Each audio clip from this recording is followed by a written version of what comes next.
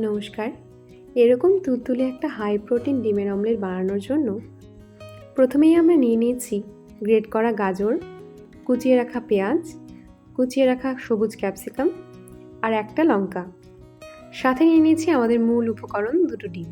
ডিম দুটোকে একটা বাটিতে ভেঙে নিয়েছি। এরপর সমস্ত কেটে রাখা সবজিগুলোকে সেই ডিমে অ্যাড করে দিচ্ছি। সাথে অ্যাড করে দিচ্ছি স্বাদমতো লবণ। এবার সমস্ত কিছুকে ভালোভাবে মিশিয়ে ম্যাগির টেস্ট মেকার অ্যাড করে দিচ্ছি। আপনারা একটু হেলদি বানাতে চাইলে এটাকে অ্যাভয়েড করতে পারেন। এবারে টেস্ট মেকারটার সাথে ভালোভাবে ডিমটাকে ফেটিয়ে নিচ্ছি। অন্যদিকে গ্যাসে কড়াই বসিয়ে অ্যাড করে দিচ্ছি সামান্য বাটার। বাটারটা মেল্ট হলেই ছেড়ে দিচ্ছি ডিমটাকে। বাচ্চারা যখন সবজি খেতে চায় না, তখন বাচ্চাদের টিফিনে কিন্তু এই অমলেটটা আপনারা দিয়ে দিতে পারেন। এবারে কড়াইটাকে ঢেকে দিচ্ছি এবং ভালোভাবে ডিমটাকে সেদ্ধ করে নিচ্ছি। এরপর ডিমটাকে উল্টো পাশটাকেও মোটামুটি ভালোভাবে ভেজে নিচ্ছি। এভাবে মিডিলে একটা ভাঁজ করে আপনারা ডিমটাকে সার্ভ করতে পারেন। আপনারা বাড়িতে কিন্তু অবশ্যই ট্রাই করে দেখবেন।